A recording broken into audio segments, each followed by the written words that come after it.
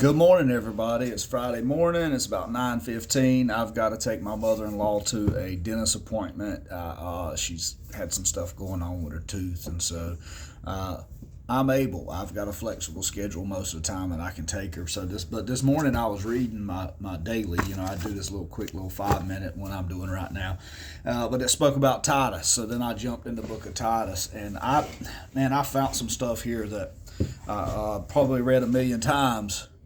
But I think it's important to just talk about with everything going on in the world, right? All these people and all this craziness and, who's right, who's wrong, deceit, lies, and all this stuff. It's easy for us to kind of lose focus, right, on what is our position in the world and all that. But if you wear one of these or you claim to be Christ-like or whatever, Titus makes it pretty plain, especially you men. I'm talking to you men, but this applies across the board as usual, but I'm usually focusing men, right? Titus, when Paul wrote to Titus, he was pretty specific on some things, and me and Matt Muncie were talking yesterday about character, and it's so crazy because this morning that's what Titus is talking about. He was talking to the people.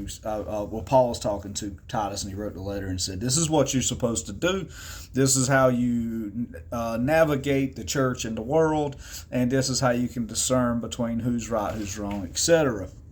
But we're going to start here, and I might do a couple of these videos on this because there's a lot. It's only 3 pages, 3 chapters long, but there's a lot there, right? But ultimately, let's just sort of start off with, say, the men or the elders of the church. And I don't think this just applies to elders, but we're going to talk about the elders. He said the elders must be well thought of for the good in his life. He must be faithful to his wife and his children.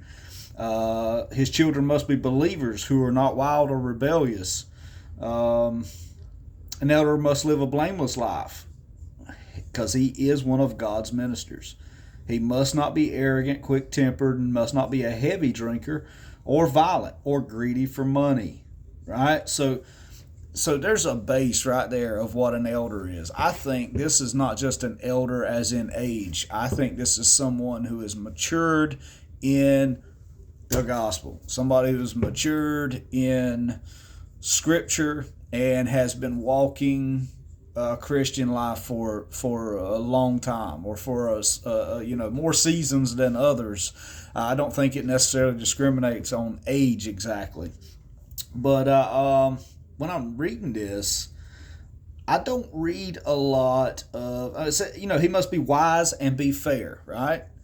To be fair in an altercation, you have to be wise. You have to have discernment. You have to have multiple viewpoints, if you will. You've got to be one that can kind of see the glass all the way around. Me and Matt Muncie were talking about, you got to be able to step out of your position and your perspective and look at things correctly. A wise person does that, right? Some of us, including myself, we all get it wrong sometimes, and we just pop off with our own beliefs, especially in today's world, right? It's easy to have an opinion, and you look at a thing through one lens. There's a lot of lenses being thrown out there, and I think a lot of people today are just judging things by one viewpoint, one vision, right? There's a lot of wrong out there, but there's a lot of good things happening, but I think we've all kind of got it messed up. But there's one thing that I learned right here by reading this. It says that he must have a strong and steadfast belief in the trustworthy word he was taught. Then he will be able to encourage others with right teachings and show those who oppose it where they are wrong. You got to be willing to say, you're wrong. That's not right. That's not how we should govern ourselves. I'll tell you what I do notice, though. Here, whenever we're Paul's talking to Titus, these qualifications for leadership and for right living and whatnot, none of them mention social media or social standing.